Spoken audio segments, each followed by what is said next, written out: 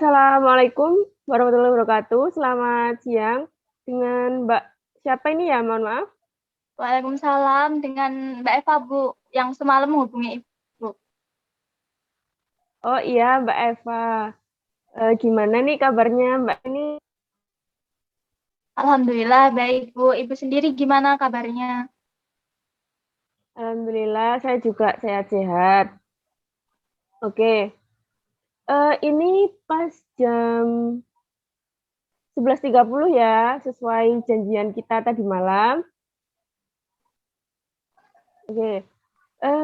Sebelumnya nih saya mau tanya. Mbak Eva menghubungi saya tadi malam ini ingin bertemu saya hari ini. Kira-kira ini apakah ada sesuatu yang ingin diceritakan atau yang ingin disampaikan mungkin? Iya, Bu. Sebenarnya saya ada sedikit masalah yang cukup mengganggu lah buat saya. Nah, makanya itu saya pengen melakukan konseling sama Ibu. Oh, oke. Berarti Mbak ini menghubungi saya karena ingin melakukan proses konseling ya bersama saya. Iya, Bu. Sebelum kita masuk ke proses konselingnya, sebelum dulu kontrak waktu kita selama proses konseling lalu berlangsung. Jadi kita bisa menentukan dulu waktu berapa lama kita akan bertemu dalam satu pertemuan. Saya menyarankan sih dari waktu 30 sampai 45 menit. Kira-kira Mbak Eva setuju di berapa menit nih? Sepertinya 30 menit cukup, Bu. Oke, Mbak Eva setuju di 30 menit ya untuk kita melakukan proses konseling. Iya, Bu. 30 menit saja. Oke, kemudian kita tentukan dulu hari atau harinya. Kita lakukan dalam satu minggu satu kali di hari apa, atau satu minggu dua kali di hari apa gitu. Atau bagaimana mungkin menurut Mbak Eva? Ada saran? Mungkin 1 kali seminggu aja, Bu, tiap hari Sabtu. Oh, satu kali seminggu di hari Sabtu ya, seperti itu. Iya, Oke, Bu. berarti Mbak Eva sudah setuju untuk kontrak waktu pertemuan kita untuk kedepannya. Oke, jadi sebelumnya nih saya mau tanya, apa Mbak Eva sebelumnya sudah pernah mengikuti konseling? Belum pernah, Bu, baru kali ini. Oh, baru kali ini. Berarti belum pernah melakukan konseling ya sebelumnya. Oke, Iya, Bu. jadi bisa saya jelaskan dulu di sini. Proses konseling merupakan proses pemberian bantuan dari seorang konselor atau seorang ahli, yaitu saya, kepada konseli atau Mbak Eva di sini konselingnya untuk menyelesaikan masalah yang sedang dihadapi. Untuk bisa supaya bisa memandirikan konseli agar bisa menyelesaikan masalahnya sendiri. Dan perlu diketahui, saya sebagai konselor hanya sebagai fasilitator untuk bisa memandu, istilahnya memandu Mbak Eva agar bisa menyelesaikan masalahnya secara mandiri. Seperti itu. Apakah sudah jelas?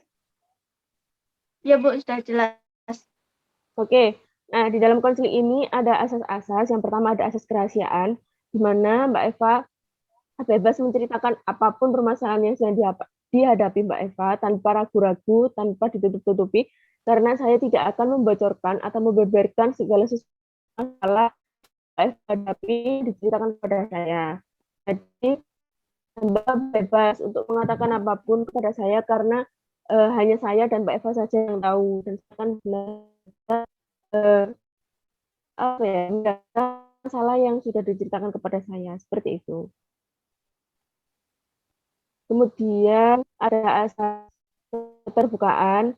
Jadi di sini Mbak Eva saya harapkan bisa terbuka untuk menjelaskan semua cerita semua masalah yang ada Eva agar tidak ada terjadi kekeliruan dalam melakukan proses konseling selanjutnya seperti itu. Kemudian ada asas kesukarelaan. Jadi saya harap di sini Mbak Eva mengikuti konseling dengan sukarela, dengan kemauan Mbak Eva sendiri. Apakah Mbak Eva mengikuti konseling ini kemauan sendiri tahu ada yang menyarankan? Enggak, Bu. Saya ikut konseling ini karena kemauan saya sendiri. Oke, berarti Mbak Eva benar-benar sukarela untuk melakukan proses konseling bersama saya. Iya, Bu. Oke, nah selanjutnya kita bisa masuk ke proses yang selanjutnya. Mbak Eva bisa saya persilahkan untuk menceritakan segala sesuatu yang sedang melanda hati Mbak Eva atau segala masalah yang sedang dihadapi oleh Mbak Eva secara lebih detail. Silakan, Mbak. Iya, Bu. Terima kasih. Sebenarnya saya ini takut sama kodok, Bu. Nah, kalau deket doang sama kodok itu tuh udah takut banget. Apalagi sekarang kan musim hujan, jadi kayak ketar-ketir lah, Bu. Ya, oke. Sebelumnya itu, apakah ada sesuatu hal yang membuat Mbak Eva itu takut terhadap kodok? Iya, ada, Bu. Kan rumah saya kan itu apa depan belakang itu sawah semua. Nah, itu kalau musim hujan kodoknya tuh banyak banget. Kan saya dulu Ya. sering main-main di sawah. Nah, itu ada kata yang lompat di kaki saya gitu kan rasanya geli banget kan ya, Bu. Belum apa-apa udah geli. Terus saya menghindar waktu itu. Nah, pas saya menghindar itu, saya itu yang ikut sama saya itu tahu kalau saya geli sama kata. Akhirnya kayak digodain gitu loh, Bu. Dilemparin sama kata, dideket-deketin gitu. Terus akhirnya jadi kayak ke bawah takut sampai sekarang. Gitu. Oke, oke. Ya, sebelum sebelumnya berarti sebelum Mbak Eva ditakut-takutin oleh saudara Mbak Eva itu berarti Mbak Eva hanya geli atau malah berani kalau bertemu dengan kata Geli doang, Bu. gitu Geli Bang ya. doang. Karena itu tadi ditakut-takutin jadi Mbak Eva merasa memiliki rasa takut yang berlebihan pada saat itu seperti itu. Iya, Sampai sampai sekarang apa masih benar-benar merasa takut ketika bertemu dengan kata meskipun hanya bertemu saja. masih, Bu. Masih kayaknya malah makin parah. Makin parah ya meskipun itu hanya bertemu loh tidak ditakut-takutin atau tidak hayo itu ada kata itu tidak gitu apakah masih takut. Iya, takut, Bu. Meskipun jaraknya masih 1 meter pun itu udah takut banget, Bu. Nggak bisa. Mau lewat depannya pun udah nggak berani. Oh gitu ya sampai sampai nggak berani padahal hanya dia maksudnya hanya ketemu saja gitu ya enggak satu jalur sama dia itu tetap merasa takut. Iya, Bu. Takut tiba-tiba itu aja lompat. Oh oke. Karena takut tiba-tiba dia lompat dan hinggap ke diri Mbak Eva gitu ya. Iya, Bu.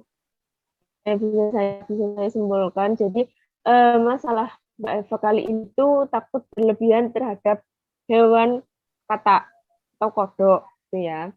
Karena kan kejadian masa lalu yang memang membuat Mbak Eva itu seperti apa ya? Takut yang berlebih, seperti cemas yang berlebih seperti itu. Iya, Bu. Dari dari dari mas yang Mbak Eva ceritakan atau masalah yang sedang mengalami, sepertinya saya memiliki salah satu teknik konseling, yaitu teknik desensitisasi sistematis. Apakah Mbak Eva sudah pernah tahu atau mendengar mungkin? Belum pernah, Bu. Belum. Belum pernah ya. Oke, jadi teknik desensitisasi sistematis ini suatu teknik untuk mengurangi respon respon kecemasan atau respon ketakutan yang dialami Mbak Eva melalui aktivitas yang bertentangan dengan respon yang menakutkan. Jadi teknik ini tuh digunakan untuk secara tidak langsung menghilangkan rasa cemas atau rasa ketakutan berlebih yang kita miliki atau yang Mbak Eva miliki supaya berangsur-angsur lebih tenang, lebih lebih rileks dan lebih santai seperti itu. Nah, di dalam teknik desensitisasi sistematis ini ada dua cara. Yang pertama teknik imagery. Jadi imagery ini nanti Coach diminta hanya untuk membayangkan hal-hal yang membuat ia cemas, membayangkan hal-hal yang membuat ia takut. Jadi Mbak Eva tadi kan takut sama kodok, jadi nanti Mbak Eva diminta untuk membayangkan semua hal yang berkaitan dengan kata atau kodok tersebut. Nah, yang kemudian ada yang kedua ada teknik in vivo. Jadi teknik ini tuh di mana konselor akan menghadirkan langsung apa ini subjek atau benda atau hal yang ditakuti oleh sang konselor tersebut. Jadi langsung berhadapan-hadapan dengan hal yang membuat Eva cemas atau takut. Nah, berhubung karena di daerah saya juga agak susah untuk mencari kata, jadi saya akan melakukan teknik yang ini jadi saja, hanya membayangkan hal-hal yang membuat Mbak Eva cemas. Apakah Mbak Eva bersedia? Iya, bersedia, Bu. Oke, baik. Berarti Mbak Eva bersedia ya untuk melakukan teknik desain ini. Baiklah, kita mulai ya. Waktunya bisa pas. Sekarang Mbak Eva bisa duduk dengan nyaman dulu. Silakan duduk dengan nyaman, dengan rileks. Oke, bisa atur nafas dulu. Atur nafas supaya lebih tenang. Oke, kalau sudah tenang, sudah rileks, bisa Mbak Eva memejamkan mata Mbak Eva. Oke, bayangkan saja hal-hal yang menyenangkan. Bayangkan hal-hal yang membuat Mbak Eva menyenangkan, hal-hal yang membuat Mbak Eva bahagia. Misal mungkin bisa jalan-jalan bersama teman-teman, atau mungkin Mbak Eva berlibur ke pantai, jalan-jalan di pantai, yang suasananya benar-benar tenang, suasananya benar-benar apa ya, nyaman, seperti itu. Bayangkan saja hal-hal yang indah, bayangkan hal-hal yang membuat hati Mbak Eva bahagia. Oke, di saat Mbak Eva berjalan-jalan di pantai, Mbak Eva merasakan sangat-sangat nyaman, sangat tenang.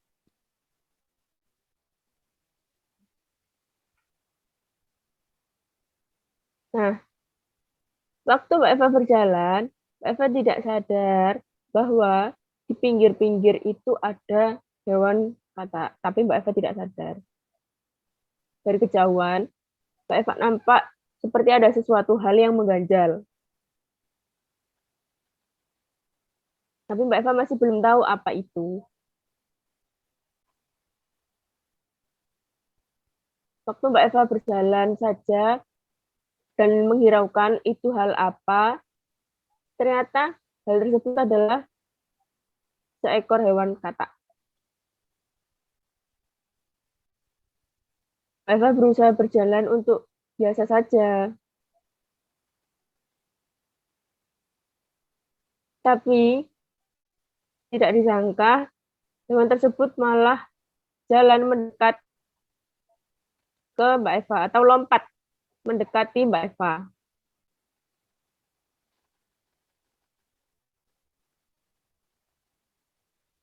Lompat lebih dekat lagi kepada Mbak Eva. Oke, kalau Mbak Eva tidak bisa membayangkannya, bisa dibuka matanya pelan-pelan. Oke, ini dibuka. Ya, bagus. Gimana nih perasaannya? Deg-degan, Bu. Kaget. Ya, oke. Oke, kita lagi. Kita ulangi lagi ya. Nah, Mbak Eva bisa merilekskan lagi. Oke, atur nafas lagi.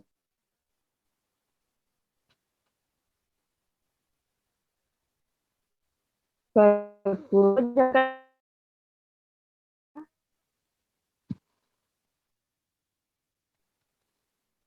Gimana, Bu? Putus-putus suaranya. Bisa dipejamkan lagi matanya setelah rileks. Mbak Eva bisa memejamkan matanya lagi. Oke, pejamkan mata Mbak Eva. Setelah Mbak Eva bertemu kodok tadi, Mbak Eva berusaha untuk menjauh dari pinggir-pinggir pantai tersebut.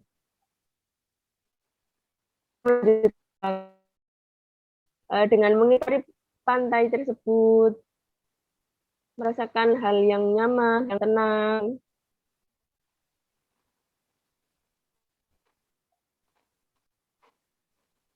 Kemudian, Eva bertemu lagi dengan segerombol katak di dekat Mbak Eva. Padahal Mbak Eva sudah berusaha menjauh. Tapi masih bertemu lagi kata-kata tersebut.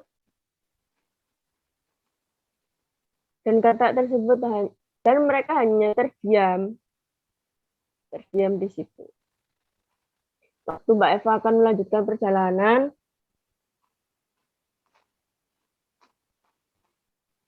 ternyata dia ikut lompat jalan dengan Mbak Eva, tetapi tidak mendekat. Mereka hanya melompat sejalan dengan Mbak Eva.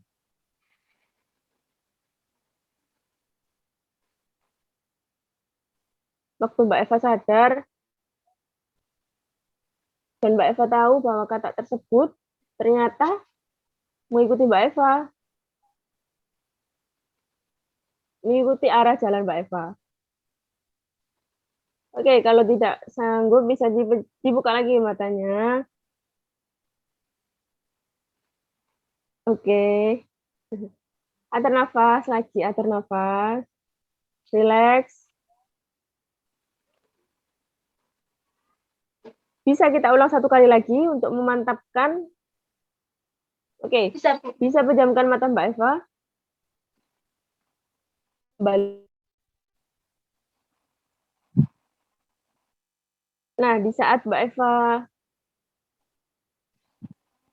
bertemu dengan kata-kata yang segerombol tadi, Mbak Eva akhirnya benar-benar memilih menjauh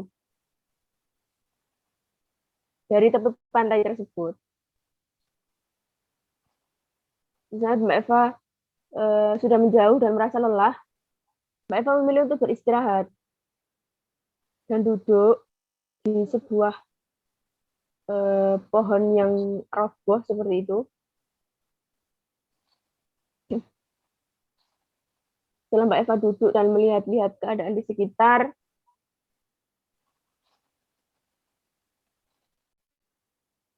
Mbak Eva bertemu lagi dengan kata-kata tersebut. Tapi kata tersebut hanya diam, tidak melompat atau tidak ke Mbak Eva. Dia hanya cepatnya, dan Mbak Eva pun hanya memandang.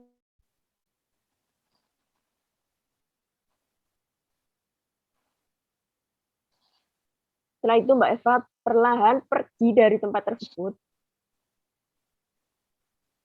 dan berjaga-jaga melihat apakah kata tersebut mengikuti Mbak Eva. Ternyata kata tersebut hanya diam saja, tidak mengikuti kepergian Mbak Eva. Jadi dia hanya diam dan Mbak Eva pun bisa kembali dengan tenang, dengan santai. Dan akhirnya Mbak Eva melanjutkan perjalanan Mbak Eva. Oke, sudah bisa dibuka lagi mata Mbak Eva.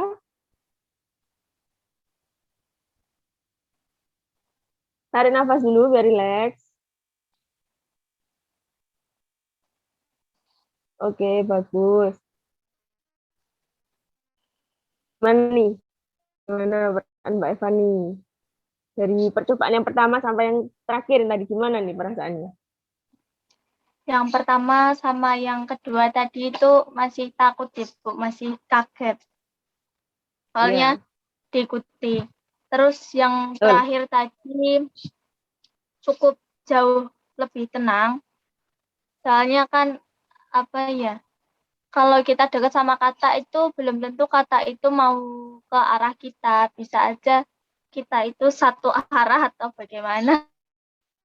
Ya, betul. Berarti sudah eh, cukup lebih tenang ya. Iya, Bu. Sudah cukup bisa mengendalikan rasa takut Mbak Eva terhadap hal-hal yang membuat Mbak takut. Oke, Ya, sepertinya sudah bisa. berarti oke, bisa saya ambil kesimpulan. Jadi Mbak Eva sudah bisa menata rasa takut atau menata kecemasan yang Mbak Eva miliki ketika bertemu hal-hal yang membuat Mbak Eva takut, sehingga Mbak Eva bisa lebih tenang, bisa lebih rileks, bisa lebih berpikir panjang. Saya harus melakukan apa apabila saya mengalami hal-hal yang saya takuti seperti itu. Iya, Bu. Oke. Nah, berhubung Mbak Eva sudah berhasil dan Mbak Eva sudah sangat baik sekali mengikuti instruksi yang saya berikan, mungkin bisa Mbak Eva terapkan ya. Mbak Eva terapkan karena kembali lagi saya hanya berperan sebagai fasilitator agar Mbak Eva bisa mandiri untuk menyelesaikan masalah yang Mbak Eva hadapi. Seperti itu. Oke. Berhubung waktunya ini sudah tepat sekali jam 12, mungkin bisa saya akhiri kita pada kali ini. Apabila nanti masih memiliki salah lagi, saya bisa berkonseling selanjutnya seperti itu. Ya, baik, Bu. Saya berterima kasih banyak Ibu sudah meluangkan waktunya untuk membantu saya. Ya, sama-sama Mbak Eva. Saya juga berterima kasih karena Mbak Eva sangat sukarela untuk membantu saya bisa menghasilkan proses healing yang kita lakukan bersama seperti itu. Ya, Bu. Oke, kalau begitu saya akhiri dulu ya Mbak Eva pertemuan kali ini. Kalau ada yang masih disampaikan atau diceritakan bisa menghubungi saya. Kita lakukan pertemuan di pertemuan berikutnya seperti itu. Terima kasih ya Mbak Eva. Terima kasih kembali, Bu. Assalamualaikum. Waalaikumsalam.